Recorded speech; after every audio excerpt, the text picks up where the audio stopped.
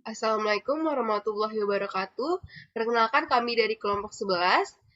Di sini kami akan mempresentasikan mata kuliah Manajemen Investasi dan Portofolio dengan dosen pengampu dari Ibu Dewi Cahyani Pangestuti. Di sini kami akan mempresentasikan materi mutual funds.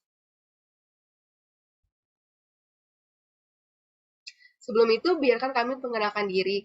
Jadi di sini ada anggota kelompok kami. Yang pertama itu adalah Mariel Hasya dengan NIM belakang 097.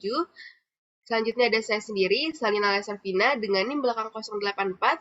Dan ada Rahmala Rasati dengan NIM belakang 100. Selanjutnya di sini ada definition mutual funds. Mutual fund atau yang biasa dikenal dengan reksadana adalah alat atau wadah untuk pengelolaan dana sekumpulan investor di dalam instrumen-instrumen investasi yang tersedia di pasar dengan cara membeli unit dalam penyertaan reksadana.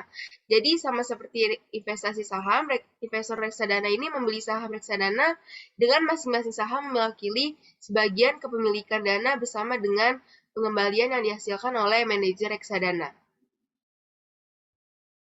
Nah, selanjutnya di sini itu ada jenis-jenis reksadana. Yang pertama itu ada reksadana pasar uang atau money market fund. Reksadana pasar uang ini adalah reksadana yang melakukan investasi pada instrumen investasi pasar uang yang memiliki jangka waktu tidak lebih dari 1 tahun. Yang kedua ini ada reksadana pendapatan atau fixed income fund. Jadi reksadana pendapatan tetap adalah jenis reksadana yang menginvestasikan sekurang-kurangnya 80% dari aktivanya dalam bentuk efek utang atau obligasi. Di sini yang ketiga ada reksadana campuran atau balance mutual fund. Jadi reksadana campuran adalah jenis reksadana yang mengalokasikan dana investasinya dalam portofolio yang bervariasi. Jadi instrumen investasinya itu dapat berbentuk saham ataupun dikombinasikan dengan obligasi. Nah, di sini yang terakhir ada reksadana pendapatan tetap atau fixed income fund. Jadi reksadana saham adalah jenis reksadana yang menginvestasikan sekurang-kurangnya 80% dari aktivanya dalam bentuk efek bersifat ekuitas. Tujuannya itu untuk pertumbuhan harga saham atau unit dalam jangka panjang. Selanjutnya ada calculation of net asset value atau NAV. Jadi net asset value itu atau bisa dikatakan nilai aktiva bersih atau NAB merupakan suatu nilai yang bersih dari nilai reksadana saat ini. Jadi NAV ini dapat digunakan untuk mengetahui ada atau tidaknya peluang potensial dalam surat berharga yang berada di reksadana. Nah, ketika seseorang melakukan investasi reksadana, maka nantinya ia akan mendapatkan unit penyertaan, di mana unit penyertaan ini menunjukkan kepemilikan seseorang di reksadana. Nah, di sini ada rumusnya, NAV sama dengan aset dikurang kewajiban dibagi jumlah saham yang beredar. Jadi, fungsi NAV ini adalah sebagai sarana informasi perihal adanya keuntungan yang diperoleh dari instrumen investasi reksadana. Nah, dengan mendapatkan informasi tersebut nih, kita mampu mempunyai pikiran tentang berapakah jumlah instrumen investasi yang sekiranya akan dibeli untuk melakukan investasi tersebut. Nah, di sini ada contoh bagaimana kita cara mencari menilai NAV ini. Jadi, pertama ada soalnya diasumsikan bahwa reksadana memiliki total investasi senilai 120 juta US dollar di sekuritas yang berbeda. Nah, total aset ini dilihat dari harga penutupan hari tersebut untuk setiap aset individu. Nah, aset tersebut juga memiliki 5 juta US dollar pada kas dan 4 juta US dollar di total piutang. Lalu pendapatan yang masih harus dibayar itu pada hari tersebut sebesar 100.000 US dollar dalam kewajiban jangka pendek dan tersebut mempunyai 10 juta US dollar. Sedangkan dalam kewajiban jangka panjang total memiliki 2 juta US dollar. Selanjutnya pada hari itu ada kewajiban yang hari itu masih harus dibayarkan yaitu sebesar 200.000 US dollar serta saham yang beredar bernilai 4 juta. Maka pertanyaannya adalah, maka berapakah besar NAV tersebut? Nah, selanjutnya tadi dari rumus NAV itu kan aset dikurang kewajiban lalu dibagi dengan jumlah saham yang beredar. Nah, aset itu bisa terdiri dari investasi, kas, piutang, dan pendapatan yang harus dibayar. Dari soal kita bisa mendapatkannya yaitu jadinya 120 juta ditambah 5 juta ditambah 4 juta dan ditambah 100.000. Dikurang dengan kewajiban, yaitu terdiri dari kewajiban jangka panjang jangka pendek dan kewajiban yang masih harus dibayar. Yaitu dari soal kita bisa mendapatkan jadi 10 juta ditambah 2 juta dan ditambah 200.000. Lalu dibagi dengan jumlah saham yang beredar atau sebanyak 4 juta unit. Maka kita bisa menghitung menjadi 129.100.000 dikurang 12 juta dibagi dengan 4 juta. Hasilnya 29,22 US dollar per saham atau sekitar 420.000 rupiah per saham. Selanjutnya, contoh menghitung keuntungan atau kerugian dari reksadana. Nah, soalnya itu pada tanggal 22 November tahun 2020, Ibu Ica membeli produk reksadana X senilai 10 juta dengan NAV per unitnya itu sebesar Rp5.000. Nah, pada saat itu Bu Ica membeli namun tidak ada biaya pembelian atau subscription fee-nya. Maka cara menghitung unit penyertaannya ialah dengan membagi nilai pembelian reksadana dengan NAV unit pada saat itu. Maka kita bisa mendapatkan unit penyertaannya sebesar 2.000 unit dengan cara 10 juta dibagi 5.000. Nah, lalu pada tanggal 14 Mei tahun 2021, Ibu Ica memiliki rencana untuk menjual reksadana X yang telah ia miliki. Nah, pada hari tersebut NAV per unitnya sebesar Rp6.000. Biaya penjualan dari reksadana Bu Ica atau redemption fee-nya sebesar 0%. Maka cara menghitung hasil penjualan reksadana X sebagai berikut.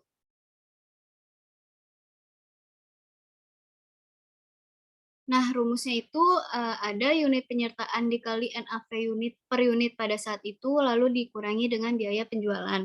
Tadi unit penyertaannya sudah kita dapatkan sebesar 2.000, lalu dikali dengan NAV per unit pada saat itu atau pada saat tanggal 14 Mei 2021 sebesar 6.000. Lalu dikurangi dengan biaya penjualannya yang tadi sudah kita ketahui di soal itu 0%. Maka hasilnya investasi terakhirnya itu sebesar 12 juta rupiah. Lalu kita mencari keuntungannya dengan cara nilai investasi terakhir dikurang dengan modal investasi, di mana tadi nilai investasi akhirnya sudah kita dapatkan 12 juta rupiah dan dikurangi dengan modal awal investasi Ibu Ica sebesar 10 juta rupiah. Maka keuntungannya sebanyak 2 juta rupiah. Dengan begitu, kita juga bisa menghitung return sebesar 2% yang Ibu Ica dapatkan.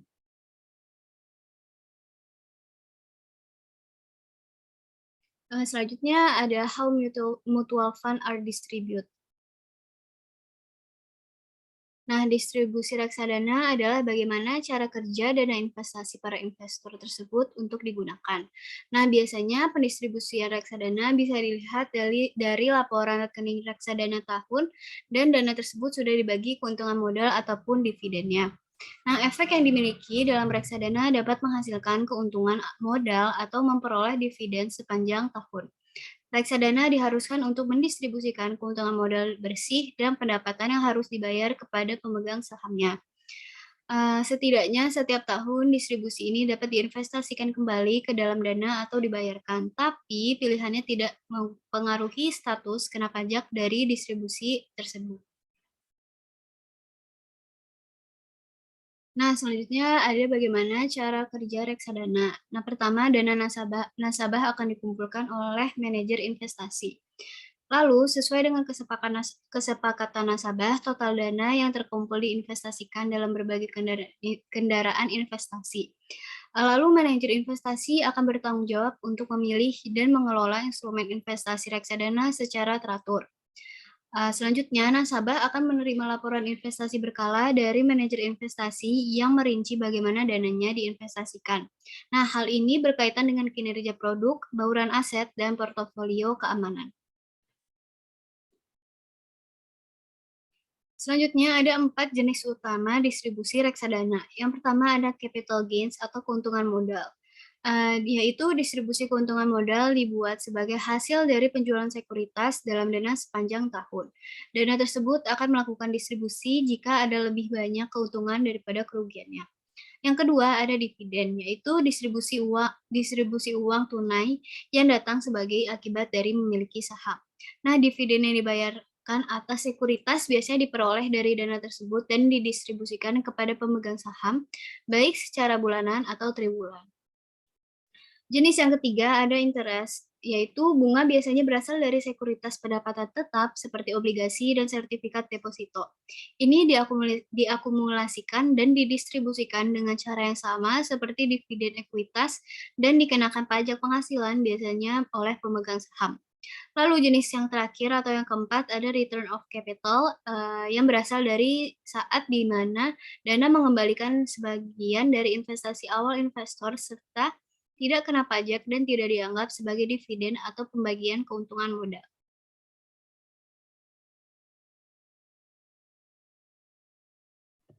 Oke, yang selanjutnya ini ada investment companies performance. Kinerja reksadana dapat diukur dengan menggunakan perhitungan berdasarkan dari total return yang juga mencakup dari penilaian risiko. Nah, dengan memasukkan faktor risiko ke dalam pengukuran kinerja ini, investor bisa mendapatkan gambaran yang lebih rinci mengenai kesuksesan seorang manajer investasi dengan mencermati risiko yang diambil untuk mencapai dari tingkat kinerjanya. Nah, investor ini menggunakan pengukuran kinerja sebagai alat untuk membantu mereka membuat keputusan investasi. Nah, dengan melihat kondisi pasar saat ini, metode Sharpe, metode Traynor, dan metode Jensen dapat digunakan untuk mengidentifikasi dalam pemutusan pemilihan investasi. Nah, ketiga model ini menganalisis return masa lalu untuk memperkirakan return dan risiko yang ada di masa depan.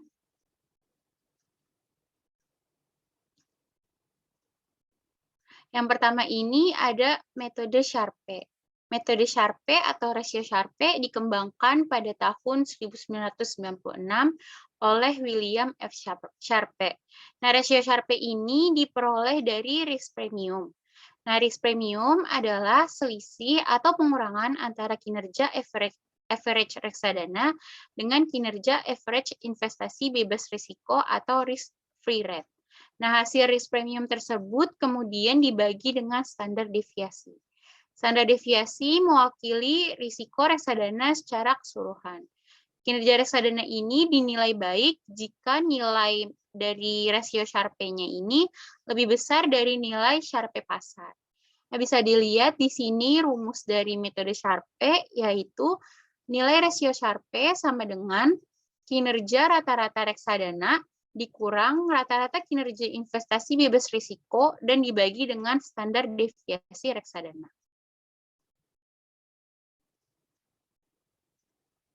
Nah, selanjutnya ada metode Traynor. Traynor ini diperkenalkan oleh Jack Traynor. Metode Traynor ini mirip dengan Sharpe karena juga menggunakan risk premium. Nah, tetapi berbeda karena menggunakan beta, yaitu risiko fluktuasi relatif terhadap risiko pasar. Nah, beta sebuah perusahaan ini mewakili tingkat risikonya atau risiko sistematisnya.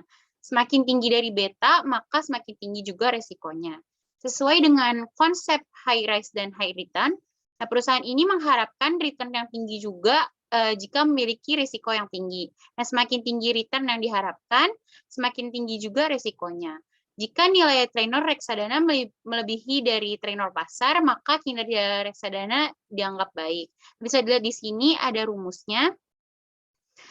Nilai rasio Traynor sama dengan kinerja rata-rata kinerja reksadana dikurang rata-rata kinerja investasi bebas risiko dan dibagi dengan beta.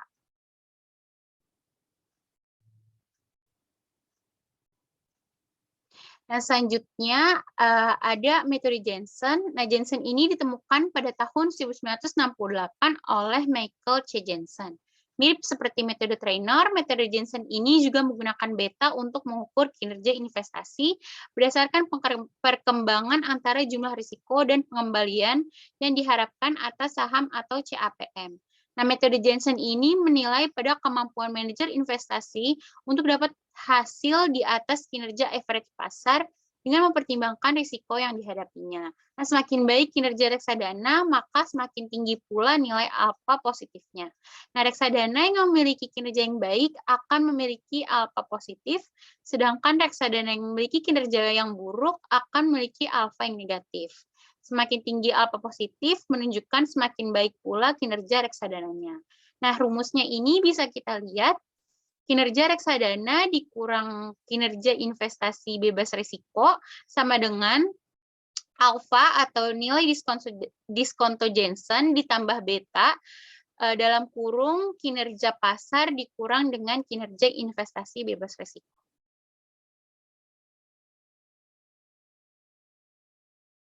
Yang selanjutnya ini ada contoh pengukuran kinerja reksadana dengan metode Traynor. Di sini ada tabel perusahaan dari ranking pertama sampai ranking terakhir. Nah, bisa kita lihat di tabel menurut metode Traynor, semakin tinggi nilai Traynornya, maka semakin baik pula kinerja reksadana tersebut. Nah, rentang nilai indeks Traynor dalam penelitian di tabel ini itu berkisar antara 2,339 sampai min 13,0348. Nah, reksadana ini yang pertama bisa kita lihat dari tabel perusahaan Lancar Victoria Mercurius yang memiliki kinerja terbaik dengan nilai Traynor 2,339 yang berarti ia juga memiliki nilai beta yang paling rendah atau memiliki risiko yang paling rendah. Sedangkan bisa kita lihat ada ranking 92 itu ada perusahaan BNP Paribas Rupiah Plus. Nah, dia ini memiliki kinerja yang terburuk, yaitu dengan nilai Traynor Index sebesar min 13,0348. Nah, menurut hasil pengukuran kinerja dengan metode Traynor ini, jika dibandingkan dengan IHSG sebagai benchmark atau perbandingan, ada 33 reksadana yang memiliki kinerja yang baik dan memiliki nilai Traynor yang lebih tinggi di atas nilai Traynor pasar atau outperform. Nah, sedangkan sisanya, yaitu sebesar 59 reksadana lainnya, telah diidentifikasi memiliki nilai sebaliknya atau underperform. Nah, jika dipresentasikan, ini berarti hanya ada sekitar 35,87% dari total saham reksadana yang memiliki nilai Traynor lebih tinggi di atas nilai portofolio pasar. Sekian presentasi kelompok kami tentang materi mutual fund atau reksadana. Kurang lebihnya mohon maaf. Wassalamualaikum warahmatullahi wabarakatuh.